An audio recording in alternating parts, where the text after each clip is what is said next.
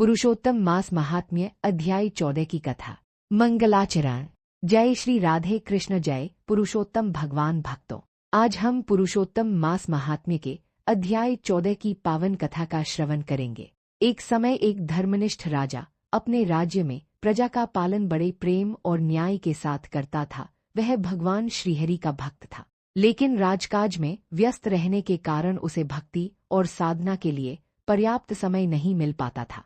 एक दिन एक महान संत उसके दरबार में आए। राजा ने उनका आदर सत्कार किया और उनसे जीवन के कल्याण का मार्ग पूछा। संत ने कहा, हे राजन, यदि तुम भगवान की विशेष कृपा प्राप्त करना चाहते हो तो पुरुषोत्तम मास में व्रत, जप, दान, कथा श्रवण और भगवान श्री कृष्ण की भक्ति अवश्य करो। राजा ने संत की आज्ञा को स्वीकार किया। पुरुषोत्तम मास आने पर उसने प्रतिदिन प्रातः स्नान किया, भगवान का पूजन किया, गरीबों को दान दिया और हरिनाम का कीर्तन कराया। साथ ही उसने अपनी प्रजा को भी धर्म और भक्ति के मार्ग पर चलने के लिए प्रेरित किया।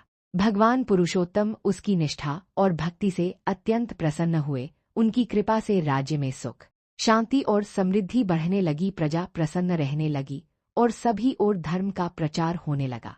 समय आने पर राजा ने भगवान का स्मरण करते हुए अपने प्राण त्यागे। भगवान श्रीहरि के दूत उसे दिव्य विमान में बैठाकर अपने परम धाम ले गए। वहां उसे अक्षय सुख और भगवान की सेवा का सौभाग्य प्राप्त हुआ।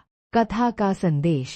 पुरुषोत्तम मास में किया गया व्रत, जप, दान और भक्ति अनंत फल प्रदान करते हैं।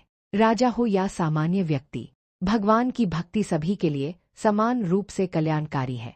धर्मपूर्वक जीवन जीने वाला और भगवान का स्मरण करने वाला व्यक्ति अंत में परम गति को प्राप्त करता है। पुरुषोत्तम मास भगवान की विशेष कृपा प्राप्त करने का श्रेष्ठ अवसर है। बोलिए पुरुषोत्तम भगवान की जय। जय श्री राधे कृष्ण।